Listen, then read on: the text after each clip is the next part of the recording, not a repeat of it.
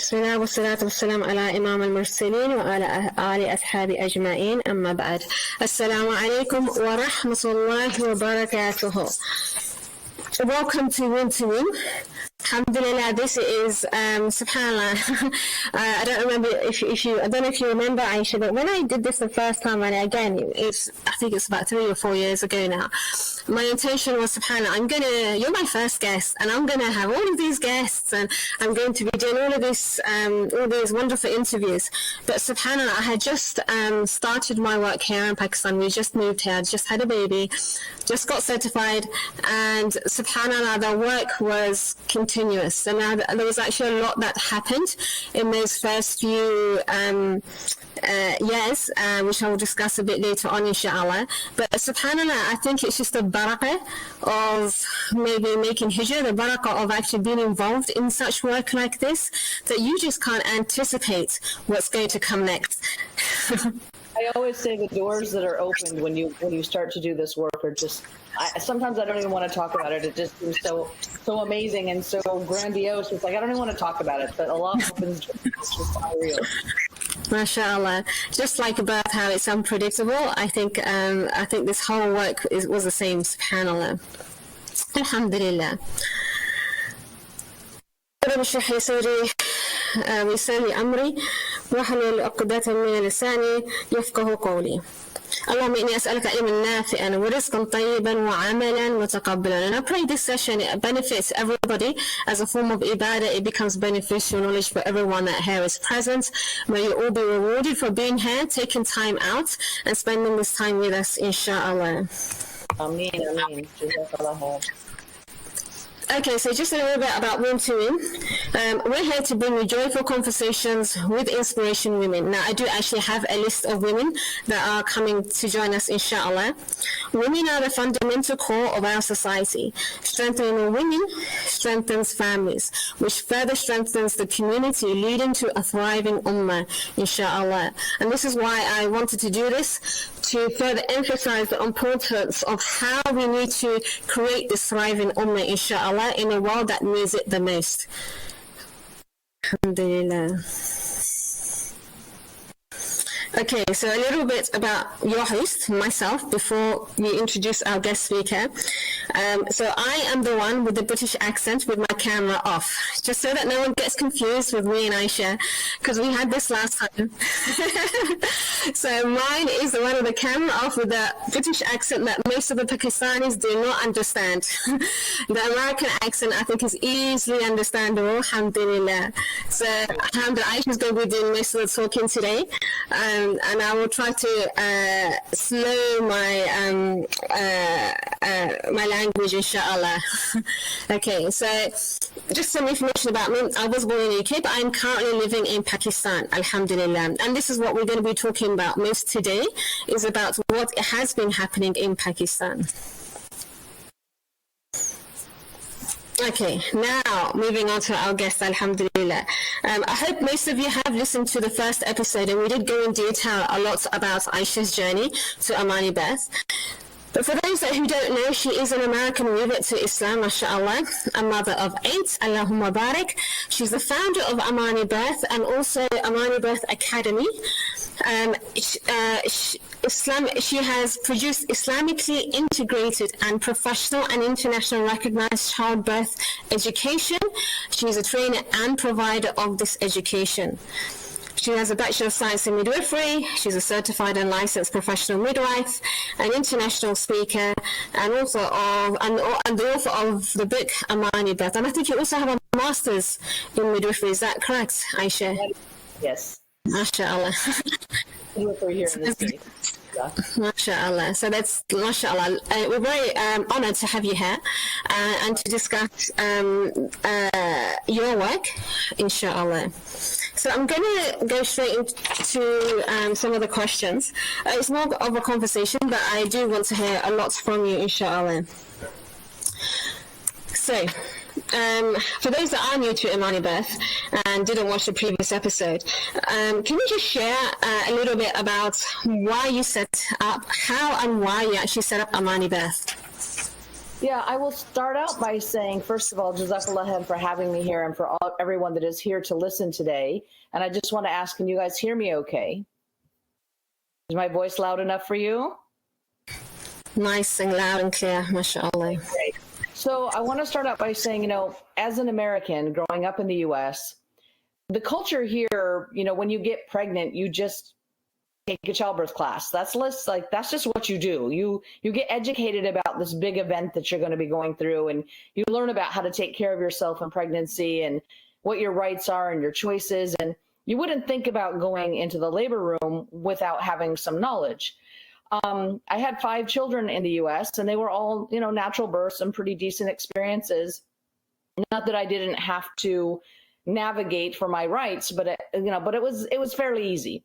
I came to Egypt and had my 5th child, where it was a whole different world. And then I had my 6th and my 7th in Saudi Arabia. And it was between my babies, number 5 and 6, that I also converted to Islam. And I was a little disheartened to find here I was in Egypt having baby number 6, and I was in Saudi having babies number 7 and 8, and I'm amongst the Muslim Ummah. And yet I found that there was such a distance between what Allah has created for our bodies and what I saw happening with the many unnecessary interventions that were taking place. And I kind of scratched my head and I thought, if anybody should be trusting the natural process of birth, it should be my Muslim sisters, right? Because we know that Allah created all things. He created women to conceive, carry, birth, and feed our babies. But yet we were so distrusting of our own bodies and our own process and had such self-doubt and insecurities that we were letting a lot of unnecessary interventions happen that actually caused a lot of trauma in childbirth. And I thought, what a shame, because Allah created this process so beautifully. And I feel that knowledge is power. And I felt that it wasn't fair that my Muslim sisters didn't have the same access to knowledge that I had when I was coming up as, just an American girl in the US. And I looked at my husband and I said, we have to do something about this. I can't know what I know, just as a mother at that point, having 5, 6 babies, whatever. I can't know what I know and not do something about this. And so I decided to become a childbirth educator. I went back to the States. I was living in Egypt at the time. I went back to the States and became a childbirth educator with another brand, the same brand of childbirth education that I took when I was pregnant with my first child. And I began teaching. And in order to get the word out, nobody knew what childbirth education was. Nobody knew what a doula was at that time in Egypt and in Saudi. In order to get the word out, I just started blogging and writing and sharing my story and sharing the stories of other mothers. And I started a blog called Saudi Birth. And I realized that there were so many women that had a story to tell and so many women that had, missed opportunities and wanted something different. And my husband said to me, Aisha, the thing that's missing in what you're doing is Islam.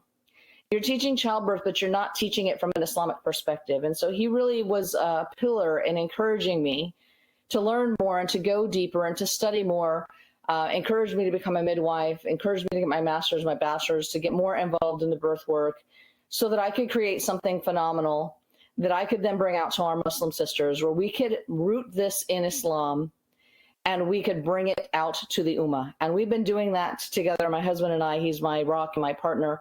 We've been doing this since 2010, when I started doing this work, in 2012, when we started rolling it out to others and sharing what we had created so that women in the community, we could take it to you and then you could take it forth into your communities. And with the blessings that we have seen, the testimonials that come back, Fariha, you are a huge testimonial in and of itself. I mean, mashallah, from when we met to what you're doing today, you have grown so much, and I'm so proud of you.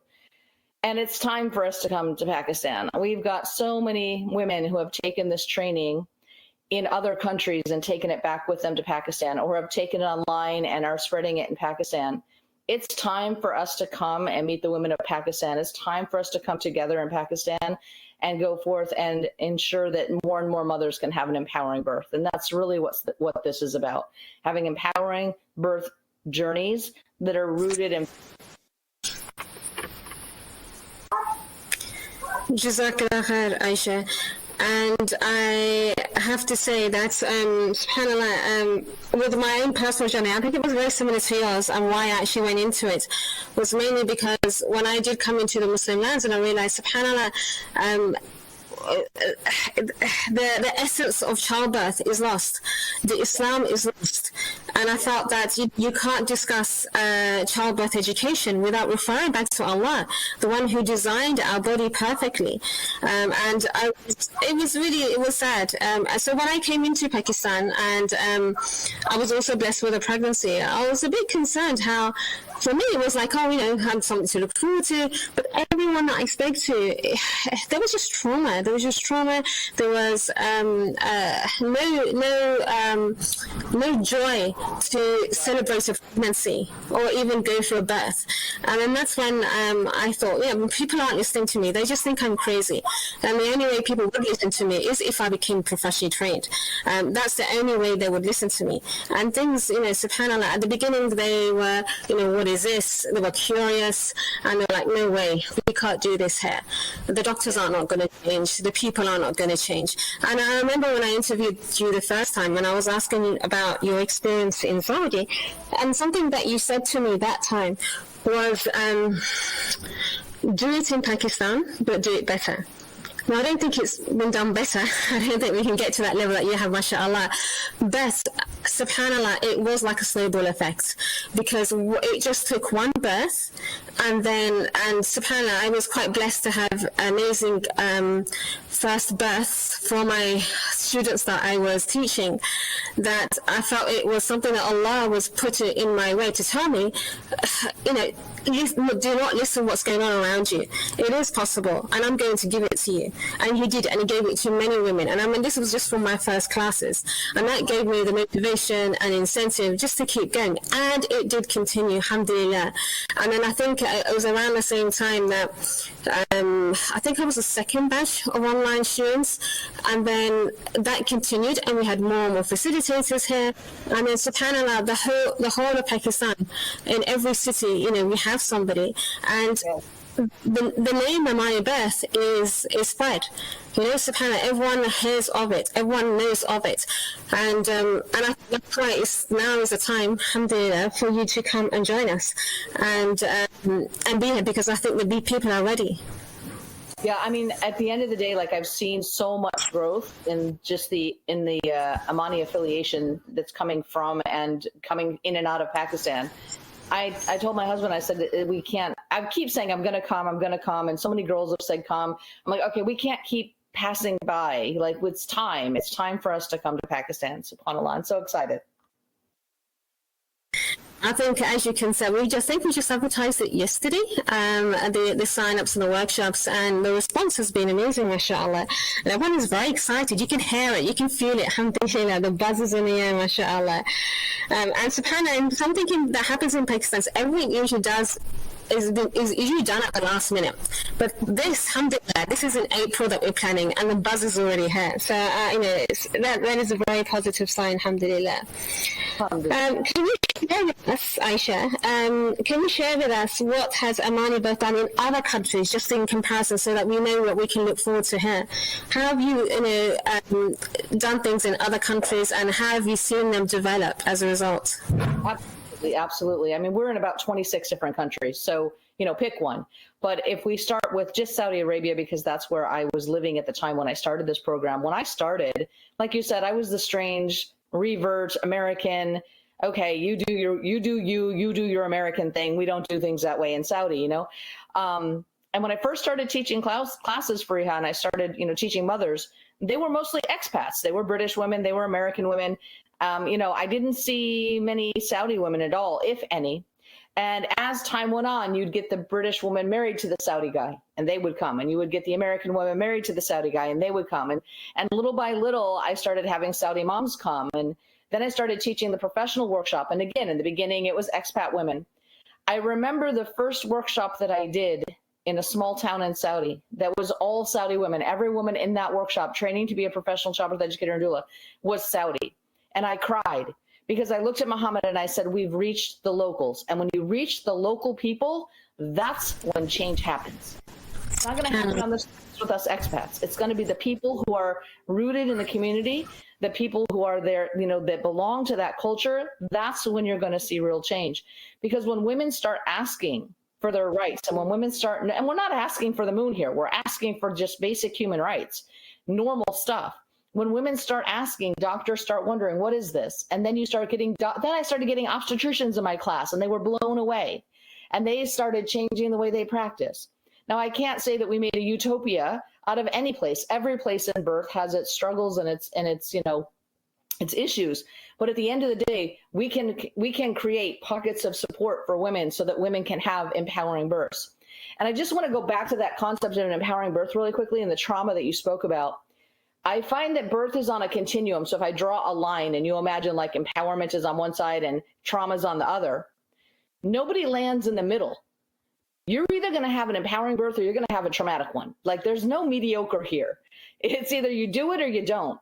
And so this is why this is so very important. Our birth experience shapes who we are as women. We take our birth experiences to the grave, and how we go through birth is vitally important as a part of our own walk through life. And I think every woman deserves to have that empowering experience. And by the way, you can have an empowering cesarean section. If you need a cesarean section, alhamdulillah for the medical team that can do that for you. It's not that we're saying, every birth has to be with no intervention and, never ever take any intervention. It's about having the wisdom to know when to say no and to continue the natural course, and when to accept those interventions because you truly do have a complication. So it's really about understanding your rights, understanding what's going on in your own body, and having trust in what Allah has placed before you, subhanAllah. Yes, Aisha, I agree. And I think I remember when I was speaking to the doctors, and this American thing or this British thing or this Western thing, they would say to me is, that's what happens in the West. That's what happens in the US. It doesn't happen here. In Pakistan, the women are weak. And I thought, subhanAllah, Allah created all women. They created them strong. SubhanAllah, we have the ability to do what we need to do, but the lack of education, the prenatal care, it's just we are not being... we don't have the knowledge to actually reclaim our bodies back, to take the lead and take responsibility of what we need to do.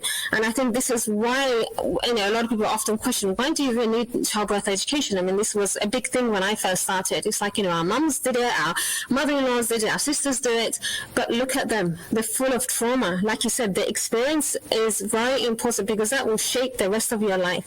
Not only that, but it will affect your health, and it actually affects your baby's health. Now, it's not about having necessarily having an intervention-free birth, because there are medical advances for those who need it, and it's about being well informed. It's about you making the decisions and not handing yourself over to somebody else who's just going to take over.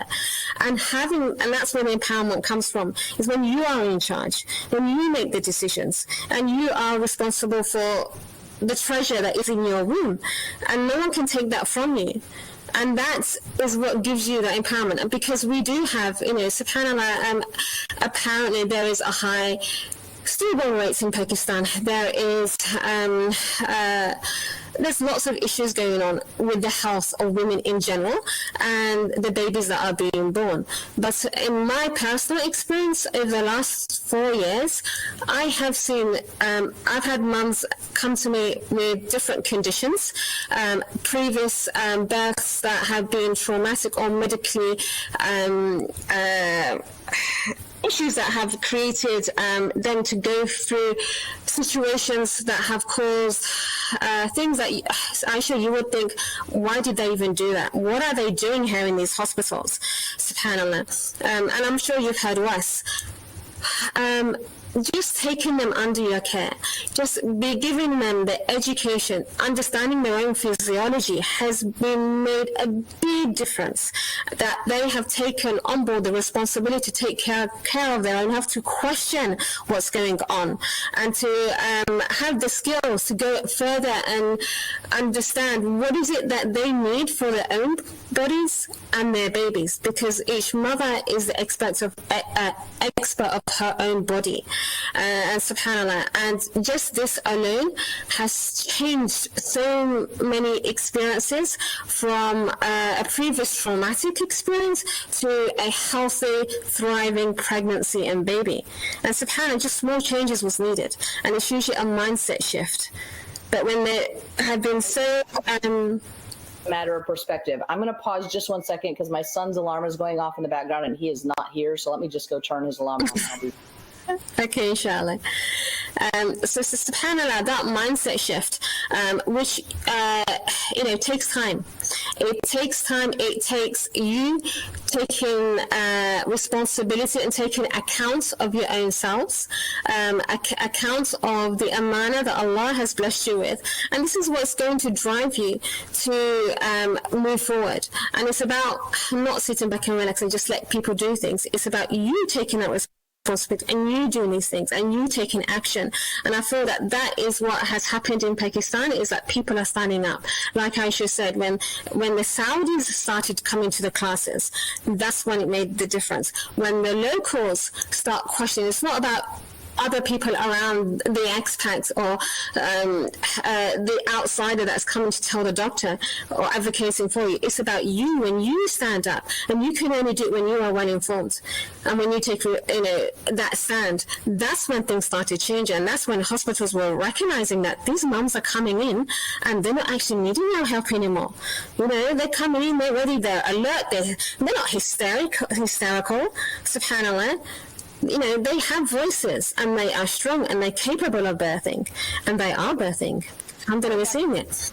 Yeah, I want to back up for 1 second, and I want to say, first of all, I want to acknowledge every care provider out there that go into this work with a noble, mentality. They want to serve the moms. They want to serve the ummah.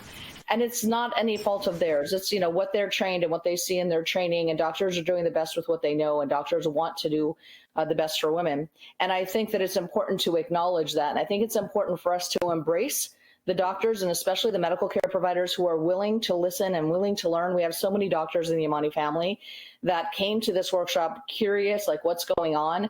And then they leave and they change practice.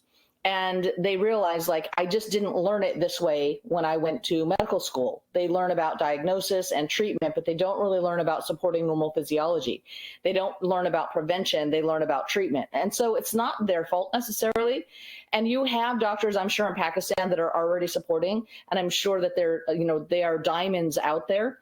And I'm sure there's a lot of them that are out there that would be willing if they just had a chance, if they just knew.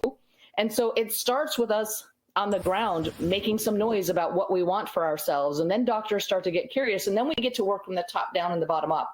And that's when it becomes beautiful, when you've got moms coming and learning and taking care of themselves. And that's where real health comes from, is taking charge of your own health, not in going to the doctor and getting some prenatal vitamins. It's about taking care and understanding your own nutrition and your own bodily needs. And on the other side, talking to doctors about how to support moms from a normal physiology.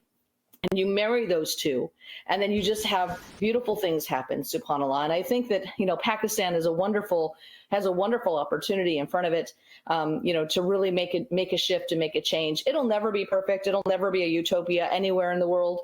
Even in the places we think, oh, the UK, or we think here, or, every place I go, there's need. So it's about just continuing the work. And the thing is, the work's never done, because Fariha, when I finish with this group of moms, the next group of moms is pregnant. And it's like because each group of moms comes up, and it's like, where are they going to learn this? They're not getting this in high school. They're not getting it from their families. They're not getting it from their doctors. So every single generation of moms, every single cycle, every 9 months, or every month, really, you get a new batch of pregnant moms. So the need is there. And alhamdulillah, I'm assuming that every woman in here has her own story, and she has her own reason for being here and her own interests, whether it be for herself or to go out and serve the ummah. And may Allah reward you and give you the very best of what we're talking about today and what's coming forward with Imani Birth and Pakistan. But I just want to say that it's possible anywhere in the world. So. Yeah, I agree. I mean, the situation, although we're talking about Pakistan today, I have to say, subhanAllah, there are people from other countries coming to Pakistan just to birth, just because there's some things are a lot easier here than other countries.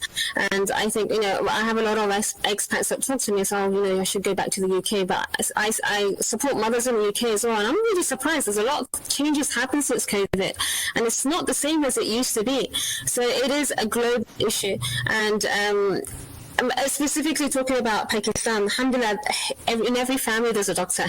It's a bit of a joke around here, but in every family there's a doctor. And I'm quite, alhamdulillah, really pleased to see that a lot of these doctors are actually taking their parenting course. When they are pregnant themselves, they realize the system is not working, and I need to find out why. And they are actually going through it for their own pregnancies. And alhamdulillah, we do have doctors, and like you said, it's just giving them the opportunities to further their professional education and having this, which is why I'm quite excited about the workshops that you plan to come to do in Pakistan, inshallah, because this will give them the opportunity to come to cover this in detail on you, and you'll be able to address the doctors directly, because I really feel that they're winning. While I'm there, that there are some hospitals or doctors that want us to come in and do some workshops for them that are specific. I'd love to see doctors and midwives and nurses come to our normal training, but we can also go into them and do specialized trainings for them as well. And we often do that in many places. So I'm looking forward to seeing just what doors are open for us there. We have a few months ahead of us. So I think we can get some good footing, and I believe that Allah will open doors for us. Inshallah. Over the last couple of years, especially, I think we've seen a big uptake in the online trainings, alhamdulillah. I mean, I think you've seen it, once you finish one batch, the other one started, and it's packed, it's full, mashallah. How have you found it? How have you found, having that access to people across the globe? Well, it blows me away when I get a letter from somebody, an email or whatever, from some remote place that's, so far off from any place I've ever been. And they tell me they took a class with Fariha, or they read my book, or they, took a class with one of the other girls, Hafsa. I see Hafsa's here. Or, whatever way that they've been touched. They watched a video, whatever it is. And they're like, you changed my life. My life is different because of what I read in your book, or because of what I experienced in the class. And every single time, it doesn't matter how old I get or how tired I get, I look at my husband and I say, I have to do this until the grave. I can't stop doing this work. This is absolutely life-changing stuff that we're talking about, and every woman deserves this. And I always say, at the end of the day, it's like, Allah created us for this. And at the end of the day, though, we've been so warped somehow to think that maybe our body doesn't work. And women deserve better. They deserve to know the truth about what's happening with their body. Absolutely. Absolutely. Alhamdulillah. Now, alhamdulillah, so the plan is you're coming to Pakistan, inshallah, in April, and you're going to be providing some on-site trainings. A lot of people are asking, this is a rare opportunity. Aisha has never been to Pakistan before. We're hoping to give her a warm welcome, inshallah, so she wants to come back again and again, inshallah. We do not know. Life is like this. The world is, an unpredictable place right now. We don't know if Aisha will be coming back again. However, when she's here, inshallah, we're going to have some on-site trainings. How does it differ from the online training? Well, it's the same material. We compacted into, this is how it originally was. I mean, in the beginning, I only did in-person training. So I would go to Kuwait, I would go to Bahrain, and I would do these trainings in person. And so you'd have to get a group of at least, 15 plus girls together so that I could make the trip. And we would sit together, and it was a wonderful time. And then COVID hit, and I had to pivot. I had to bring the training online, and I was really nervous about it. People have been begging me, especially people in places like Pakistan where I just never went before, were begging me like, we can't take this training because you're not here and we can't make it to wherever you're going. Please do it online. And I was like, nope, can't do it online. Nope, can't do it online. Finally, with 2020, with the COVID, I had to take it online, and I found that it really worked out well. Some of the stuff we couldn't do tangibly together, so they would have to watch videos and then send me videos of themselves showing me that they could do those skills, and it works fine. And the beautiful thing is I've got one girl in Britain, and I've got another girl in Bahrain, I've got another girl in Pakistan, and we can all sit together in an online venue and take a class. But I will tell you, there's nothing like being in the same room with like-minded sisters and going through this material together. It is just the aura in the room that is just overwhelming. It is beautiful. There's nothing like it. The online, people are learning what they need to learn, and they're going out and they're doing the work, alhamdulillah. But you can ask any of those girls that took it online, they can't wait to come and re-sit in person because they want to sit in the same room with me. They want to do it together. There's just something magical about being together. Now, online, you take the class once a week for 9 or 10 weeks, and it's 2.5 to 3.5 hour sessions, and you're doing the work in the classroom, and then you're doing homework and follow up. When we do it online, it's 3 days, it's long, it's information packed. but those homework bits we do in the workshop. So you don't have that. You don't have to go home and do homework every night like you do when you're doing the online. Everything that we do together. You still have to do all of the rest of the follow-up, though. Everybody has to read 4 books. Everybody has to do their practicals. Everybody has to take their final exam.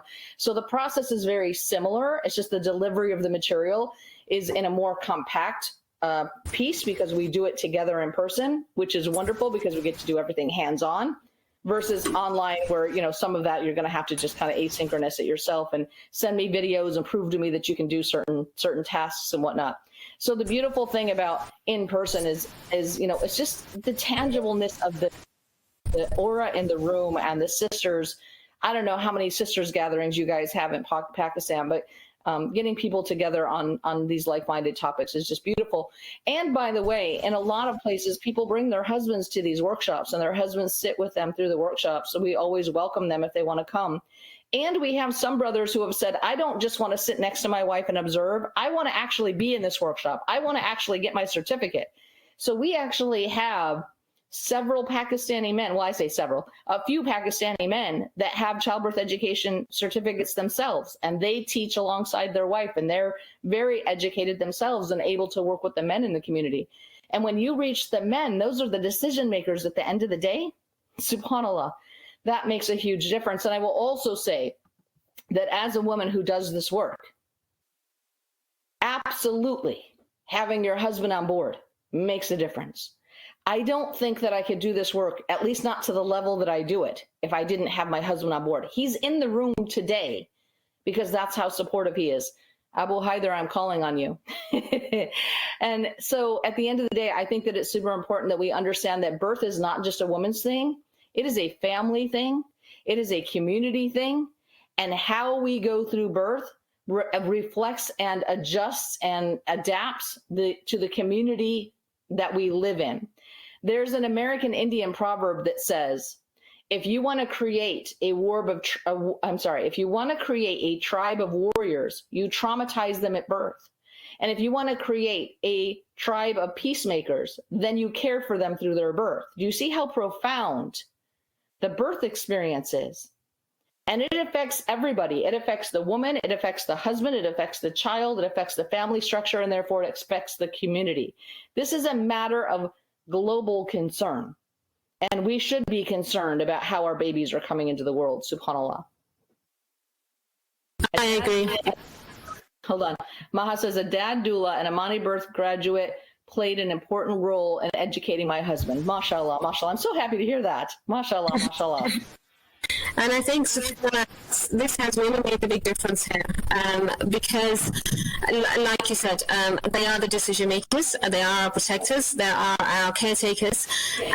When it comes to the hospitals, it's his voice, it's his word, it's his stand that makes a difference, that the hospital will listen to. As well as just the care that is needed by the woman during pregnancy and the support that she needs through birth. There's no better person, there's no one that knows her better than her husband. He has the biggest interest in her and his child. So if he is informed and he knows what to do, then subhanAllah, you've got a beautiful team there, wonderful parents. But when you don't have that, this is what the issue is. When, we have women, alhamdulillah, we have a lot of women that are really excited, they want to learn, they study, and they do everything possible. But then when their husbands are not informed and they are taking the lead and they are, in a situation, in a very vulnerable situation, they care for their wives, they care for their babies, and they're being told, no, this is a dangerous situation, we need to do this, I need you to sign these papers to go do this. And of course they're going to want to listen to the one who they feel that they put their wife and child under their care. And it's a very difficult situation for every man. But when they are educated and they are well informed, subhanAllah, this is when you see things blossom. And this is what has actually been, I feel, the pivotal change in Pakistan is when husbands are asking to be with their wives. They want to be there. It's a not acceptable thing here. That's when men are asking. The doctors are listening. Yeah, it's a beautiful bonding moment. And, at the end of the day, it's like, and we're not talking about, refusing every intervention. We're talking about knowing when to refuse and when to accept. So, at the end of the day, it's a beautiful thing when that husband's able to make an informed decision. Guys, you can't make an informed decision if you have no information. And it's unfair to expect any person, husband or wife, to make a decision when they don't have the information to do so. Subhanallah. Absolutely, subhanallah. So inshallah, what you're going to be offering in April, inshallah, is going to be a training course, which is actually leading to the certification of being a childbirth educator and doula, inshallah. And you also have a separate workshop that is for the Amani affiliates and for those that do on-site workshop. Some advanced training, which is only available in person. You can't do this online. So it's another great opportunity to do this.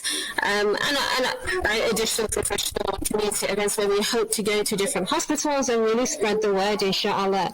I want to ask you. Your voice is breaking up just a little bit, so I just want to reiterate really quickly. Go ahead. My educator and doula training program is 3 days, 8 hours. It is intense, it is beautiful, it is information packed, and it is life-changing. We also have a 2-day advanced program that is optional, that anyone who takes the basic program, or I cannot even call it the basic program, the intensive 3-day program, can then come back for 2 more days of advanced training where we get to spend more time doing the hands-on practices, and we get a little deeper into some of the topics.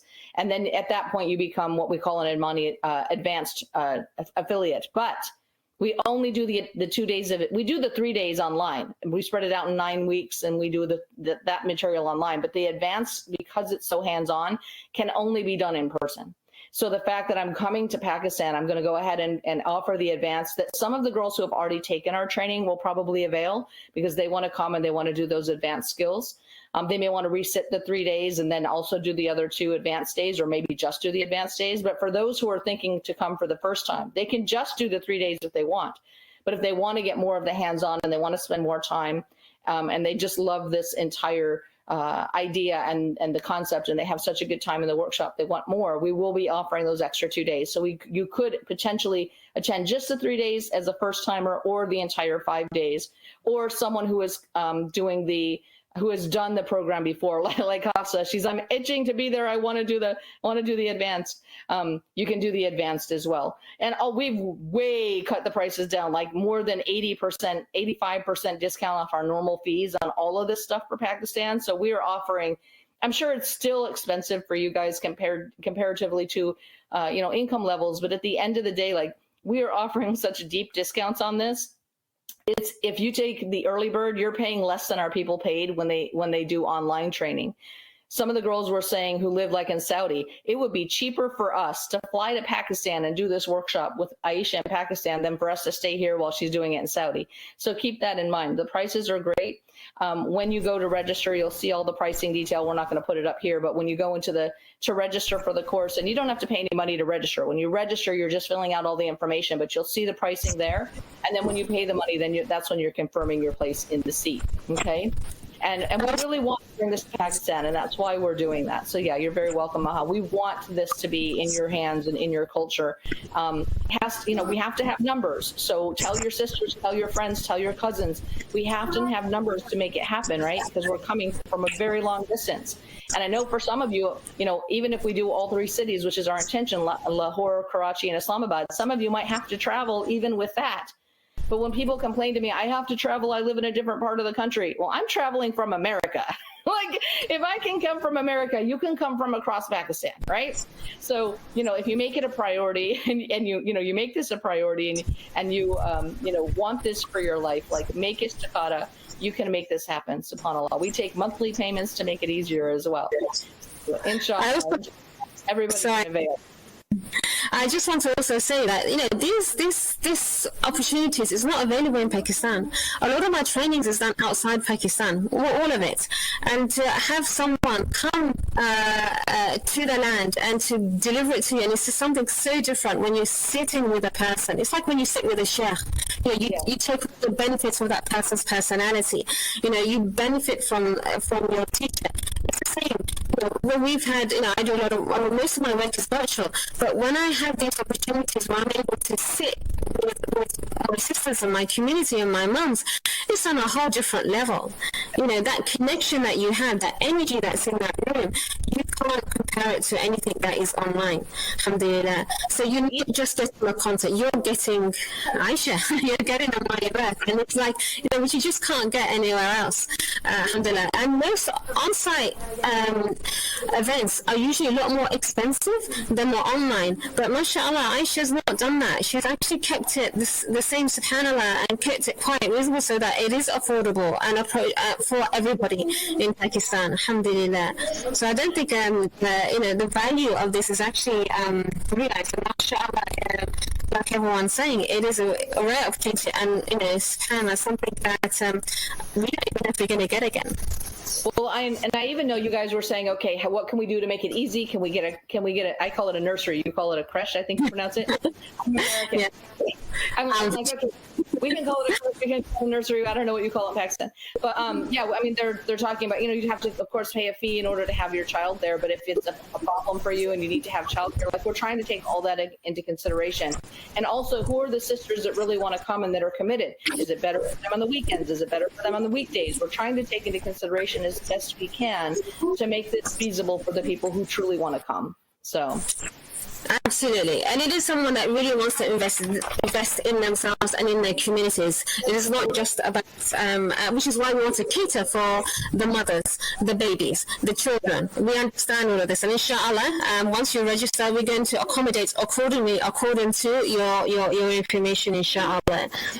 Yeah, and I just want to say, you mentioned the word investment. Yeah, don't think about how much you would spend. Think about how much you're investing in yourself. And this becomes your ability to then go out and earn income as you are working with moms in your community. This is not going to make you a midwife. This is going to make you a childbirth educator and or a doula, Fatima. Hold on, I still got alarms going off. My son has, I don't know how many alarms, bless his heart, making sure he doesn't miss Hajjar, bless his heart. But anyways, so we're not training you to be a midwife. A midwife is like a 3 to 4 year degree, Fatima. So you have to have a lot more training than you're going to get in this training to be a midwife, to be the person who's clinically responsible for births.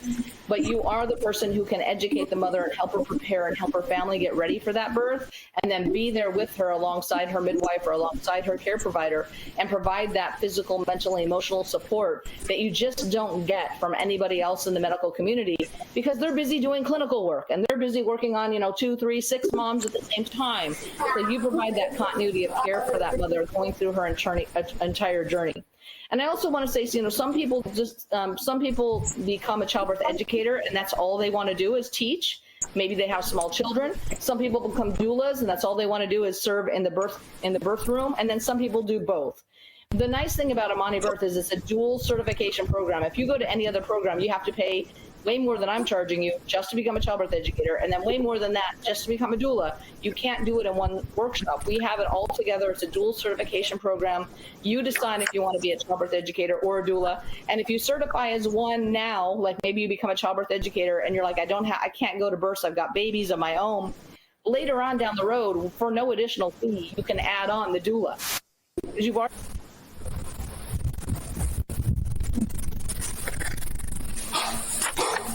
your kids are going to school, you're ready to become a doula, you can add that on. So we make that very simple for you. Yes, alhamdulillah, mashallah.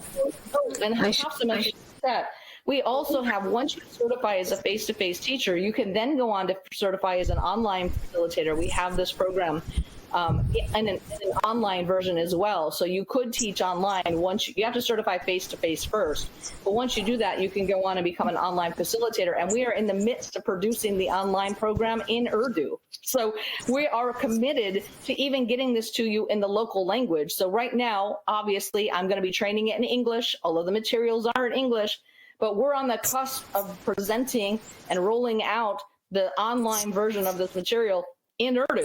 So we're trying really hard. And I know there's other languages than Urdu in Pakistan, but that's the majority. And so we're trying really hard to support you guys in the ways that are going to be most impactful in your community. This is very exciting because we're going to be reaching people that won't have had access to this in the past, alhamdulillah. With your experience over the last 10 years across the world, how do you see Pakistan in comparison? And also, how do you see Pakistan in the future? From your experience, from what you've seen already today. What I see Pakistan right now is Pakistan is the sleeping giant. You're a huge country with a lot of Muslims. You have the opportunity to wake up and take back your birth. And I think at the end of the day, Pakistan can become a leader in providing holistic physiological birth care, because I think you're ripe for it. I think that the mothers are ready for it. And I think that once we tap into the doctors, I think in Pakistan will be open to this once they know the science behind it and once they have their own trainings. And it's just a matter of cracking that open. So I think Pakistan is on the cusp of being something big, something huge. I see a lot of medical professionals take this training in Indonesia, for example. I see a lot of people, of the medical community starting to take this training in Saudi. At first, it was just moms. I think Pakistan can actually jump off faster than some of these other places because I just think you have the right mix of culture there. I agree with you, alhamdulillah. So, personal question, what are you looking forward to in Pakistan? I know you haven't visited this part of the world before. What are you looking forward to? I'm going to be perfectly honest with you. When I go places, I don't go on vacation. I go to work. I go there for purposeful work. What I am looking for, Fariha, is meeting you and the other sisters I've already trained and the new sisters who are interested. I'm passionate about my work. I have the best job in the world. And to be able to come and have people appreciate what I have to share and know that I'm changing their lives, that's what I'm looking forward to. Yeah, I think everyone here can share that as well, that we are just excited to meet you and have you in our presence, mashallah. And another very important question, probably from my husband, is do you like Pakistani food? Well, I have to tell you, my daughter is coming with me, Amani, the namesake of Amani birth. All she cooks when she cooks, she's 14. The only thing she cooks when she cooks is Pakistani food. Mashallah. All of her time in the Pakistani community here in Delaware. And so she's learning from the aunties here. I can't cook it, but she's learning from the aunties here, and all she ever cooks is Pakistani food. She likes to cook she likes to cook the curries and the dal and all of these things. So I'm used to what she cooks, but I don't know if I like true Pakistani food because I haven't been there yet. I only know the version I'm getting from my daughter, basically, and she's getting it from the aunties. So we'll see. We'll see how cooking fares. I know my husband, he's in the room, like I said. I know he loves biryani. I know he loves that's the only thing I can say. Biryani and curries and, chickpeas. I don't know what else to say because I don't know what else there is. I will also say, put it on the record for everybody who's planning to help with the catering. I do not eat seafood at all. So no seafood for you. Okay, great. Alhamdulillah. I think the men are going to have a whale of a time. Alhamdulillah. And we do have a wide range of foods. So, I think that's something that, inshallah, you'll enjoy. And I'm glad Amani will also definitely be enjoying it here as well, inshallah. Okay, alhamdulillah. Do you understand in Urdu, by the way? I'm sorry? Have you picked the words? Do you understand any of the language Urdu? No, very little. Very little. But Amani's got a little bit. Amani has some. I have none. But I will say she's really looking forward to it. She has some friends in Karachi. She has, some of her friends are actually residing there that used to live here. She can't wait to go and see her friends and just explore Pakistan most of her friends are Pakistani, frankly. And so they've all talked about back home. So she can't wait to go see all these things that they tell her about. So I'm sure she will enjoy it, inshallah. Alhamdulillah. Okay. On a serious note, what is your vision for Pakistan? I know you mentioned, mashallah, already, how you see it, how you is a sleeping giant, and I totally agree with you. What I want to ask is, when you are here, how do you hope to leave it? I know you haven't arrived yet, but what do you envisage when you come? How do you hope to leave Pakistan? Well, I hope to leave a batch of well, 3 batches, because I want to do 3 cities. I hope to leave 3 batches of women with some seeds that they will then grow and cultivate. And I want to hear the stories when I get back home. You guys have to work, right? I'm going to come and I'm going to plant the seeds, but you're going to reach the women that I would never reach. And I want to hear those stories. I'm enjoy so much when I hear the testimonials that come out of those of you on the ground that are working so hard in Pakistan. And I know that we're changing lives, and I just want to see more of that. I want to multiply what we've already started to cultivate. Inshallah, inshallah. What message would you like to give to families in Pakistan planning or going through a pregnancy? It's your baby, your body, your birth. Don't go into labor and birth ignorant and unaware. Get educated, take care of yourself, know your rights, and shop around for a care provider who's going to support you in the way that you want to go through your birth and through your pregnancy and birth journey. Jazakallah khair. What message would you like to give to the gynaes and obs that are here in Pakistan and that may be listening? Because like you said, mashallah, they also want this. They also need this, and actually I really do feel you're correct. They do want this. It's just that they don't have access to this. What message would you give them? Sometimes they don't know. And so I would like to say that if you are an open-minded obstetrician or if you're an open-minded care provider, alhamdulillah, bless you, bless you, bless you. At the end of the day, there's a lot more to supporting women in childbirth than what you learn in medical school. And if you open your mind to this and your heart to this, you will be able to support women, and you will see miraculous events happening. You will look at birth from a different perspective. You will look at mothers from a different perspective, and you will become, instead of feeling all the pressure of, all the responsibility, you start to share that with the parents who have information or making informed decisions. It totally changes the way that you practice, totally changes the way that you see your role in the birth room. And it's for the good. It is amazing when you are in the birth room with a mother who's empowered. It's absolutely amazing. Alhamdulillah, mashallah. And what message would you like to give to all the current Amani affiliates that are working hard on the ground in Pakistan? Bless you, bless you, bless you for carrying the torch forward. You guys are doing the work. You're the reason I'm coming. I'm coming to meet you. I'm coming to support the work that you're doing. I'm coming to grow your community. And if you guys weren't already there doing the groundwork, there'd be nothing for me to do. I would come and nobody would know what this is, and nobody would show up, and what would be the point? It's because of the work that they're doing. It is because of that work that it's opened the doors to the point that I'm able to come in and actually have an audience of women who are interested.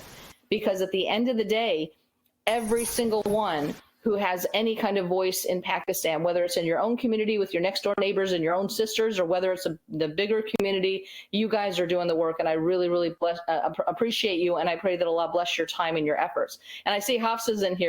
She's going nuts in the chat, virtually also, because Hafsa's in Kuwait, but she's Pakistani, and she does huge volumes of work teaching the Blessed Start course online. And so, of course, she's excited to see it come out in Urdu. She's helping to produce it, actually. So Hafsa is one of our employees here in Amani Birth. And so, this is not just the women who are in Pakistan, but also the Pakistani women around the world who have learned this and who have been saying, bring this to my country, bring this to my country. So I'm super, super excited. Alhamdulillah. When we already have the Arabic version, by the way. When the Urdu version comes out, it's not just going to be supporting those that are in Pakistan. It's going to be our Urdu speakers globally, because it's subhanAllah, they're all over. So, mashallah, I'm looking forward to the work that has gone behind that. Alhamdulillah. We're excited. Alhamdulillah. I'm going to ask some specific questions that came forward, and if there's anyone that with questions specifically about the upcoming tour, which is in April, and just to remind everybody, there is an early bird discount that ends on the 15th of December. So don't sit on this. I want you to take action. If it's something that this is inspiring you, go to the WhatsApp group that it has already been sent out, and I'll be sending out again. Go through the registration form, sign up, and if you sign up by the 15th, there is an additional discount to the already discounted offer that is being offered at the moment. Alhamdulillah. So there were some specific questions that were asked. So I'm going to ask you, Aisha. I don't know, Aisha, if you've got do you have the pictures of your last tour? Or would you be able people to see? Can I take the control? Yeah, the takeover. Yeah, give me 1 second. So let me just share with you, I have a little PowerPoint presentation that I did after our tour in 2024 that I then updated.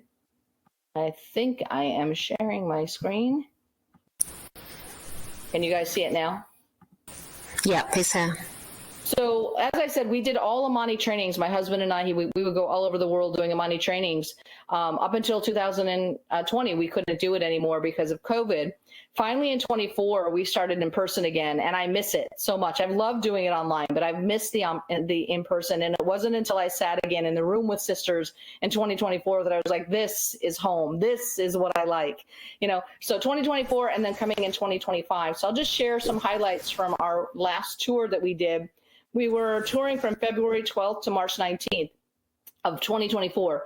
This time we're touring, I'm leaving home Monday, November 25th, and I'm not coming home till May 15th.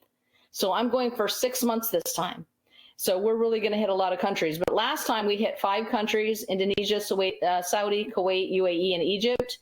We had 4 participants that traveled to us from Bahrain, Lebanon, Libya, and Oman. So we had women from those places that came from afar to be at our workshops. There were 20 nationalities of women, including Pakistanis, that were in this in these workshops that we covered. There were 200 plus people that we impacted from February 12th to 19th. Now imagine, we barely did a month. This time we're doing 6 months, subhanAllah. We had 7 Amani workshops in those days. We did 2 Saving Lives at Birth workshops, which are specifically for medical workers in limited resource areas. We did 1 Amani Girls lecture, which is a whole nother program for the teen girls. We did 3 CPR sessions. We did 4 Amani advanced workshops. We did 5 full days, 5 full travel days, where all we did during those 5 days in that time was like travel long distance. We had 3 small hops, like from an Indonesian island to another island. In that entire time from February 12th to 19th, we only had 2 down days where we could actually just relax in that entire time. We had 3 flights we had to add because we had workshops that got added. We had 2 flights we had to drop because we changed places where we were going to go. And so it was just chaotic, but it was wonderful. And at the same time, I was still teaching my Amani birth classes online. I was still teaching, I teach at a midwifery college. I was still teaching my midwifery college work at nighttime. I was still doing all the grading. So I had everything that I always do, plus I was doing all this travel. And that's my doll and pelvis that I used to teach with, by the way. That comes with me everywhere I teach. And this is myself and my husband, Abu Hajjar. And so I wanted just to give you a minute to see, you know, this is us as a couple. And this is one of the nights where they took us out to dinner, one of the cohorts. And so that we were just kind of relaxing after the workshop, having dinner. But the people that we touched in this workshop, we had preteen girls and teen girls because we did the teen girl program. We had Islamic college students that came to our workshops. We had mothers, fathers, and babies that came out to see us. We had the online Amani Birth CBE and doula trainees who came for resit. We had the in-person Amani alumni who came to see us again. We had, you know, lecturers and professors that came to our workshops. We had religious scholars. We had medical students. We had nurses, midwives, obstetricians, pediatricians. We had a documentary producer who we're talking about potentially doing a documentary with now. There was even an Amani horse, and I'll tell you about that in a minute. And one girl in our workshop actually was having Braxton Hicks contractions all throughout the workshop and was afraid she was going to give birth before the workshop would end. So that was quite a drama going on in Kuwait at that time. So that was kind of fun. So lots of adventures. So just some highlight pictures here. This is from Indonesia. You can see we had some boys in our classes and they're sleeping with my doll during the break time, taking naps, you know, because it's overwhelming, a lot going on. And this happened to be some of the more medicalized workshop pictures that you see here. We were doing postpartum hemorrhage and things for midwives. So this is one of the more medicalized workshops that you're seeing pictures of there. And then we did a workshop in Jeddah, which was a lot of fun. We had an obstetrician in that workshop, which was fun. And we had some, you know, one of the husbands came and they're practicing giving birth with a balloon, by the way. So that's what you're seeing there. Then we were in Kuwait. So there's Hafsa in the audience, who's been chatting a lot away in the audience. She's with me there on the left. And we had, you know, just different venues all over the place. Sometimes we were, you know, in a very nice, like this was in a mall setting, and then we had a very nice catered lunch during lunchtime. So, you know, we also got that sister to sister camaraderie going on as well. This was in the UAE. We held this one at a hospital. So we had doctors and we had midwives and we had, you know, women from the community all mixed together. And this is where the horse was. I got to tell you the story about this horse really quickly. one of the girls who's been around for a long time with Amani birth insisted that we go out to lunch. And I said, okay, fine. I don't have a lot of time, but okay, I'll give you lunch on this day before we're going to board the airplane and go somewhere else. I have like an hour before we board. And so she comes to get me, and I'm thinking we're going to have lunch like right downstairs in my hotel lobby. And she says, no, we have to go. And so we get in her car, she's driving. And I'm like looking at my watch, and I'm like, I have to get back for my flight, And she takes me out to a horse stable. And I'm like, why are we going to a horse stable? Like, we're going to lunch, And we get to the horse stable. She took me there because one of the women who was, I think, the owner's wife, had taken classes with her and had an amazing, empowering birth. And she just was starstruck, and she wanted to meet me. And it was so tender and so touching. But then she says, I have to take you over here. And she took me over to a horse. And you can see the baby horse pictured there in the bottom. She says, that's an Amani horse. She said this mother horse was in labor, and she was struggling and having a hard time.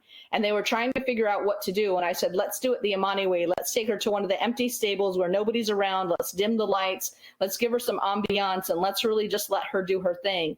And sure enough, once they got her in that private setting, she gave birth, and she had a wonderful experience. But before that, she was kicking and screaming and neighing and having a hard time. So she said, that's an Amani horse. You have Amani cats, Priya says, mashallah. So I just thought that was so cute, mashallah. Anyway, so that was like the highlight of my trip, was to meet the Amani horse. And then we did Egypt, we did Alexandria and Cairo.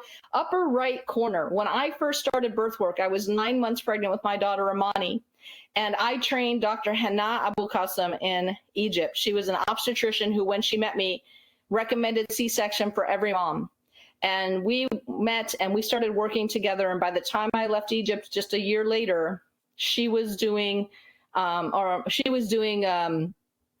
birth and water birth. And she now has a clinic called Mom's Haven, and she is a rock star in Egypt. She has carried the seed, and I love her, love her, love her. So that's a picture of us, thumbs up, in 2010 after we had done a conference, and there's a picture of us recreating that now, 2024, 14 years later, as she's changed the way that she practices. And of course, I'm coming back, and doing workshops at her clinic, and I'll be doing that again this year as well. And so this is just the pictures from Egypt and from Cairo and Alex. And just a reminder that, we're coming 2025, we're coming to see you. We're also going to countries in the Middle East and in Europe. We're doing Turkey and Bosnia for the first time. We're going to try to do India. I'm not sure yet if we're going to be able to do India, but we're going to try to do India and Bangladesh as well. Those will be new countries for us. We'll do Indonesia, Malaysia, Singapore, which are countries we've been to before. So we're really trying to, take this 6 months and make the biggest amount of impact for this life-changing opportunity that we can. And remember, you have the option to also take the advanced with me. A lot of people who take the online training, they lament because you can't do the advanced online, and they're like, they want the advanced, but you can't do it online. So I decided, as long as I'm coming to Pakistan, let's offer you guys the advanced while we're there as well. So Muhammad is saying something in private chat. Don't forget the what? The cow. I'll let you talk about the cow. Muhammad, I'm going to let you unmute, and I want you just to give a word of encouragement to the husbands who might be listening in the background, and you can share about the cow. I did not share about the cow. Can you unmute, Yahabi? Yeah, assalamu alaikum wa rahmatullahi wa barakatuh. Thanks to Aisha and Fariha and Hafsa for this nice presentation. I really appreciate it. There's a lot of things going on, and we're very excited to come to Pakistan and to join the people there. I'm also very proud that there are some husbands that we are going to meet there, and some of the men CBEs whom have already certified. So it will be nice to meet that people who are thinking alike. I appreciate that. Well, the only thing I would like to add to all what you have said, Aisha, is that when we started, people were saying men are not interested, and Saudi men in particular are not in there, and let alone other Muslim and Eastern men. And that was, I think, a very good observation. Actually, when I met Aisha and we went for our first baby, I told her, when we reached the delivery room, I told her, this is, my limit. What's up behind this door is a woman thing, and I should really be away. and I guess she didn't. Don't like say that to an American wife, by the way. Yeah, I guess she didn't like that very much.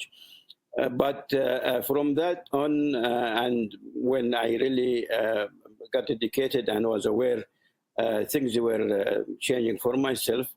And I really knew that I have to learn about birth and delivery so that I can support my wife and family.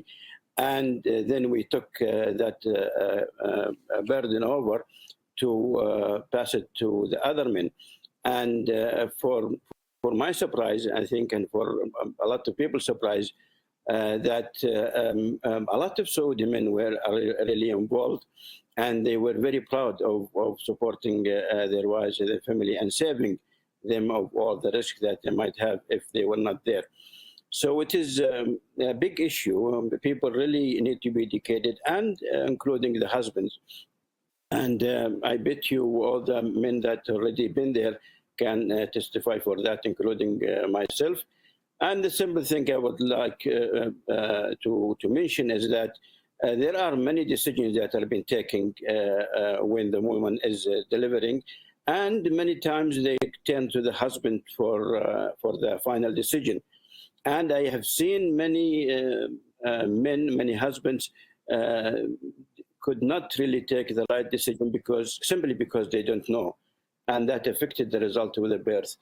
I bet all the ladies here and all the mothers who are listening to us know exactly what I mean and what I'm saying, and how that affected the mother and the baby and the family. Therefore, it is I can tell you stories and stories about how the man's decision was really not in favor of the mother of his wife, and how that really turned into a tragedy. I feel so sorry for that, and I'm really sad that men could not get enough education to be there for their wives, especially in nowadays where a lot of births are taking place in hospitals, and it is really a foreign place for the woman, and she is away from the family support that she usually get. So educating the husband and the support he should give to the wife is really important. Maybe that's what. Yeah, well, men are maintainers and protectors of women, and in order to do that, they have to have the knowledge. So, absolutely. Thank you, Aisha. Assalamu alaikum. Wa alaikum salam. Jazakallah khair for that. That is a very, and it's different when it comes from a man as well. When men advise other men, and I think that has really helped and had a big impact on men actually taking up on this. When they hear it from their wives or from other women, it's not the same. When they hear it from another man, and when they've shared their own personal experience, it's like, if he can do it, I can do it. It's we can do this. And alhamdulillah, I think subhanallah, it has changed, and I think this is how the birthing culture, specifically in Pakistan, has changed because of the men. And inshallah, I think it's something that we're also planning is to have some dad events as well, inshallah, while we're around the cities, inshallah, and bringing them all together as well and having their own platform, inshallah. Aisha, I just wanted to quickly go through some of the questions because there's some people that were asking. Okay, so we already said that weekdays or weekends, we haven't decided yet, and it will be dependent upon the demand is on the registration form. So they need to register, they need to share their preferences, and then you're pretty flexible with weekends or weekdays. Is that correct? That's correct, yes. I'm going to be there probably. I'm doing 3 cities. I'm going to be there probably for 2.5 to 3 weeks anyway. So we'll try to make it as compatible for people as possible. There's going to be people that it's not going to work. I wanted weekdays. It ended up being weekends. I then wanted weekends, but we're going to try to serve the majority as best we can. Inshallah. Can the installments, because you already said that you can pay in installments, can the installments be over 6 months? Well, we have them for 6 months. If someone has a need to make them longer, we could extend it to 9 or even 12. But realize you can't certify until those payments are done. So we're hoping that you can do it within 6 months. If it really makes a difference for you, we would be willing to do it for a longer period of time. Okay. Another question is it suitable for unmarried girls? Oh, absolutely. Absolutely. We have lots of women in the Amani family who have not had their children yet. Now, obviously, we're going to be acknowledging how babies are born. So she needs to be mature enough to be able to handle that content. But yeah, absolutely. I think, to be honest with you, this should be taught in high school. That's my opinion. Yeah, I think it's a life skill. And I think, mashallah, we've got some wonderful CBE and doulas that are not married, that haven't had children, that are doing excellent work out there. So, mashallah. My own daughter, she's 14. She knows this stuff like that, like the back of her hand. My sons know this stuff. My sons know more about what happens with the physiology of the birth than most women do, to be honest with you. So yeah, I think it's a life skill that's for everyone. Yeah, I agree. I think my children are the same. I feel sorry for their spouses because I think they're going to be taking over their birth experience. My children have some pretty high bars for their wives, yes. So. Mashallah. Okay, and and I think you did cover this in our conversation, but what will be offered after the 3-day on-site workshop? Okay, so after the 3-day on-site workshop is when you start. You can work from now, by the way. You have some reading to do. You could be doing that from now and get it done before I even come. You have 4 books to read. You need to read the Amani Birth book and do some questions, and we have an online learning management system. You'll answer questions and do a short book summary. Then you pick 2 more books about natural birth of your choice. We have some choices that you can pick from, or you can choose something else. Just ask us first.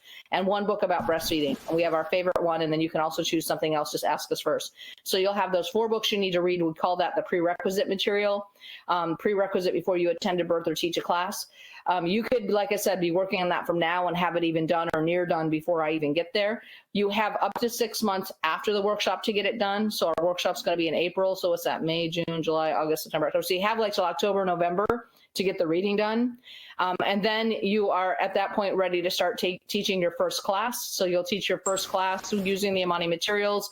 You do feedback with your mentor, which will be an online assignment you'll turn in, and you'll get feedback from your mentor. That'll take place. Your classes are usually once a week for 10 weeks. So plan on like 10 weeks for teaching your first mom. And then if you want to be a doula, you attend a birth as doula. If for some reason they don't let you in the birth room, which can happen sometimes in Pakistan, but you labored with her and you helped her throughout her labor, we will take either 1 labor and birth experience or 3 labor-only experiences if you happen to be in a situation where you can't get into the birth room. Once you've done your practical, whether that be CBE or doula or both, then you take your final exam. Final exam is all open book, so don't let it freak you out. This is 2024. We don't expect you to know, well, it'll be 2025 by then. We don't expect you to know everything, but we expect you to know how to look things up. So all of your exams come out of the Amani materials and the things that you learn in our workshop. You'll do your final exam. There is an annual certification fee to be aware of, to be mindful of. Every year you pay an annual certification fee, but if you're serious, it's a small fee, but if you're serious about this work, that should be nominal. If you're really out there doing the work, you'll be making that money in what you charge for your doula services or for your CBE classes. CBE means childbirth education classes. And then you're part of the community. You're part of the Amani Birth community, and we have monthly meetings every month, where you can come, and there's more lessons every single month that we offer.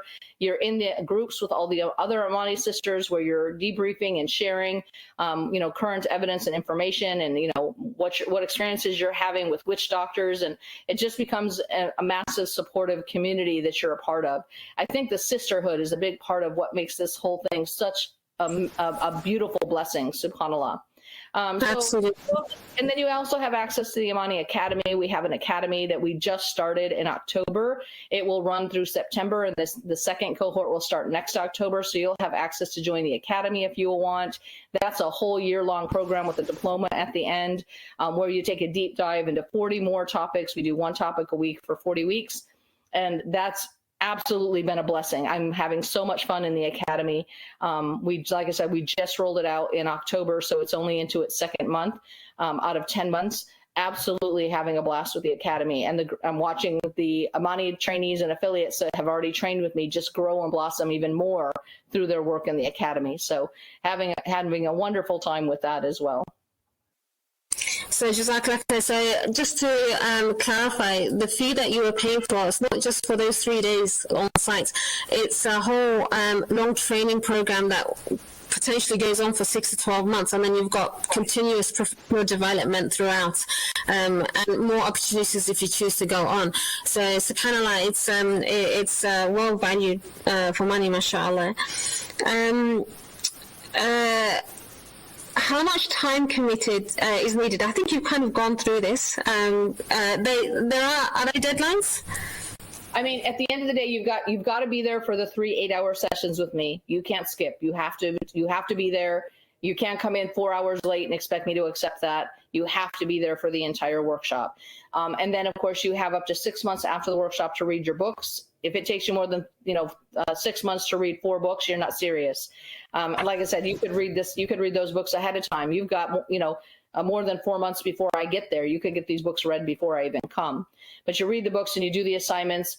And then, like I said, you do your practicals.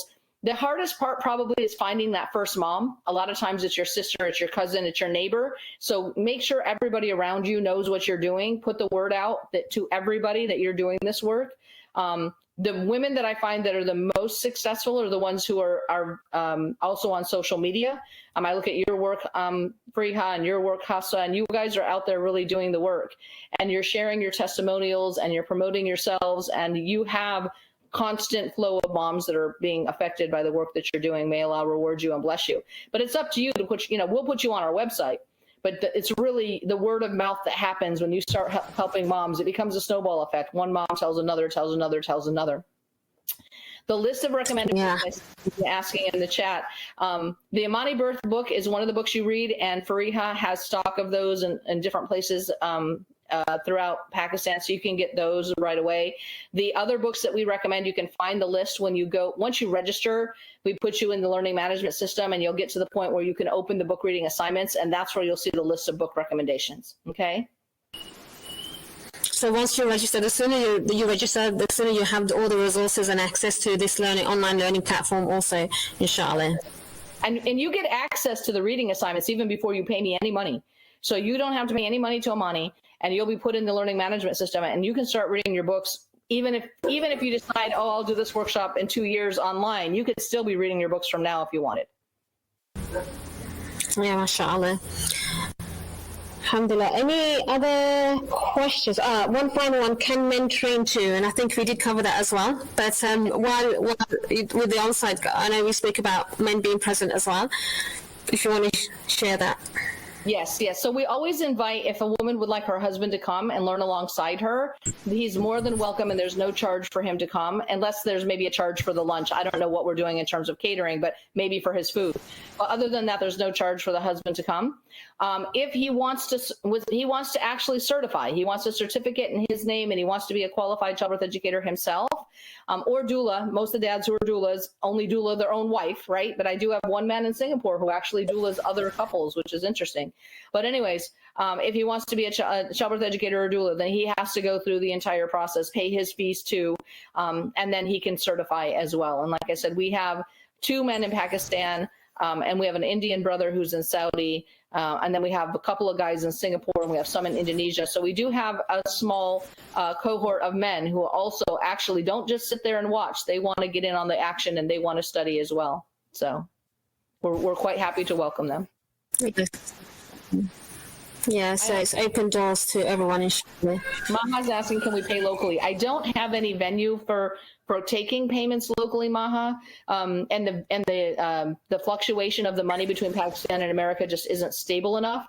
So we do insist that the payment is made through the American format. If you don't have access, you're going to have to find somebody else in your cohort or in your community, your sister, your friend, your neighbor, somebody you know that's got an account outside that might be able to help you. But I can't help with that simply because we don't have access to, I'm not from there. I don't have a bank account there. I can't really accept funds in Pakistan itself. Okay, Hafsa's question, what about vice versa? What if there are mums in the training that aren't comfortable with the men that will be present there? Yeah, so we typically, I think Fariha was saying that we would keep the men on one side of the room and the women on the other side of the room. I don't know if we would need to have any kind of screens in between the two. I'm going to be honest with you, though. If you do birth work, you're going to be working with men. You're going to be working with husbands. Inevitably, especially if you're going into the birth room, there's going to be a woman that wants her husband there, or there might be a male doctor. You kind of have to accept the fact that we're not mingling, but we have to work with the opposite gender when we're talking about birth. Birth is a family event, and it takes two. And so at the end of the day, like, I would hope that you can sit in a, I mean, I know you go to the grocery store and you have a male grocer. I know you might go, in a government building and have to speak to the male clerk. At the end of the day, it's like, we have to, I wear niqab, I teach with my niqab, at the end of the day, we have to have some kind of civilness amongst ourselves to be able to work together. Obviously, I'm not going to ask anybody to do anything that would be, compromising, like exercises or whatever in front of men. We would definitely make sure that there's no men watching when you're doing any exercises or anything, because we will do exercises. We'll do relaxation practice. And the men can participate in that with their own wife, but we'll make sure they're in a space where they can't see what other women are doing. I think also when the time comes and once we've received the assignments, we will do it accordingly. Like, it will be a big space. If we realize that there's quite a few men that are going to be present, we'll make sure that there is ample space. There is space in order to fulfill the Islamic requirements of such a gathering, inshallah. Yes, absolutely. Absolutely. But I also want to make note that many Muslim female leaders were involved in battle. They were involved in teaching hadith. So it's not like we can't engage. It's just, what's your intention and to what extent. And at the end of the day, like, this is a time where it's a need to know, and men need to know this as much as women do. Inshallah. Okay. Okay, I think that's all the other questions that I have. Is there anything with our audience, those that are listening in, any questions that are coming up that maybe we have missed? I think you were answering the questions as they were coming along. I think, mashallah, you cover that in quite some detail. And if there are any questions, then that haven't been answered yet, most of it can be answered from the registration form itself. So there's a WhatsApp group. I think most of the people here are already on there, but we'll share it again. And in that WhatsApp group, we'll be sharing updates, more information if needed, and any other details. You have any questions, ask on that group. I'll open it up so everyone can ask questions. And if it hasn't been answered here, and if it hasn't been answered on the registration form, then you can ask questions there as well, inshallah. Fatima said, my questions ignored, no teacher teaching me. I'm not sure what you mean, Fatima. I didn't see a question from you to answer, so I'm not sure what you mean. And I want to thank everyone for hanging in there and being patient to the end, mashallah. Yeah, mashallah, it has gone. I did think it would probably go on for an hour and a half, mashallah. We did cover quite a bit, alhamdulillah. We do plan to continue with this and follow up on this, inshallah. We'll be inviting other women onto this program, inshallah. If you want more information or want to continue hear more sessions like this, then you can connect with me on my social media, inshallah, or WhatsApp me, but I only accept text messages, I only do no calls, unfortunately. It gets very difficult to answer calls. MashaAllah. Alhamdulillah, I will, inshallah, I do plan to upload this, have it as a recording, as a resource for you to go back and take notes and any other things that have come up for you. You can ask us in the designated WhatsApp group. My humble request is to please share it with everybody. Share this, what's coming up, with everybody, because here in Pakistan it's about networks, it's about contacts. Share it with your family around you, share it with the women around you, share it with the hospitals or doctors, every contact that you have, inshallah. So this can be sadaqah jariyah for all of you, and this is how we're going to change the environment, the culture, and the people around us, by everyone hearing about this, inshallah. Jazakumullah khairan. Any last words, Aisha, before we end? No, I just want to acknowledge Fatima in the chat. She's feeling a little left out because she wants to free birth and she wants to give birth without any medical providers. And that is something that some people choose to do. I will say that I have my own daughter, Amani, without having any medical providers there before I was a medical provider myself. And I had a beautiful birth with her, and most births will go fine. But I've also seen mothers and babies that have lost their lives doing free births. So at the end of the day, as a midwife, it is my responsibility to say to you, I really believe that it's important that you have someone at your birth that understands complications and who can intervene when there's a complication. Most births will go just fine and you won't need to have any intervention. But I do believe that, you know, we have the skill and the opportunity in this day and age to save a lot of the complications that could happen. And I feel that it is our duty as women to prepare as best we can, shop around for a care provider that's going to support us in the way that we want. And that can take a lot of work. Sometimes you have to see 3, 5, 10, 20 doctors or midwives before you find the one that will support you. But you also have to be reasonable about what can and can't, you know, that birth can flip and it can flip hard and fast. So we want you to be in the proper care so that someone can take care of you if there is need for that. And hopefully there won't be. And yes, people die in hospitals as well. Absolutely they do.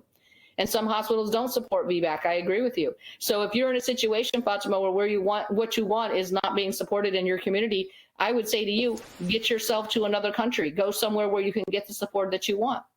You know, at the end of the day, it is your responsibility to make sure that you're in the environment that you feel best with. If that means going to the UK, go to the UK. If that means going to the US, go to the US.